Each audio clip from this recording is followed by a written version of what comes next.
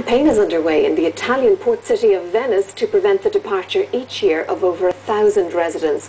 Locals say that mass tourism and high rents have forced the native population down from 170,000 in the 1950s to just 50,000 today.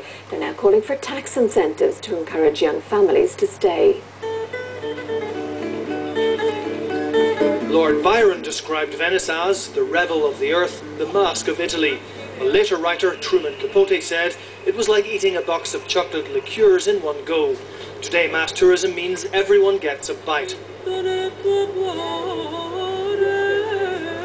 But locals are questioning the benefits. Venice gets 20 million visitors a year, but many are day trippers. This man, who made the masks for the Tom Cruise film Eyes Wide Shut, is closing after 30 years because day trippers only go for the cheaper versions, often made in China.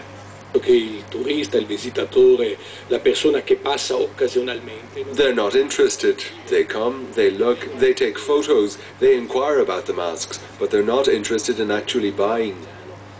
The romantic pull of Venice is as powerful today as it was in Lord Byron's time. Some 800 foreign weddings take place here every year. But some are not concerned that mass tourism is threatening to overwhelm the very soul of the city. And that's because every year more and more native Venetians leave the city, forced out by high rents and taking with them the artisanal bakeries and grocers who gave it a living character. Venice is a city under attack of the business. Everybody want to make money with the name, with the city, with the marbles. They have to find the way to protect the social economic life in Venice. This family is leaving because of high house prices and dwindling school services.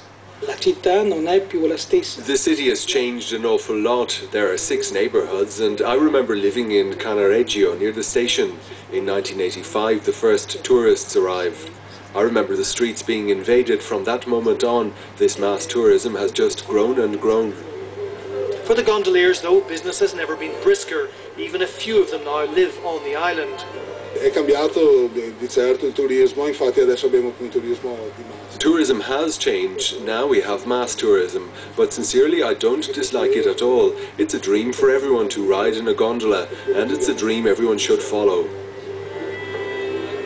Today St Mark's Square is dominated by global mega brands, which the authorities now rely on to fund repairs. It's still a stunning city, but, say locals, the charm which once drew poets and dreamers could be fading fast.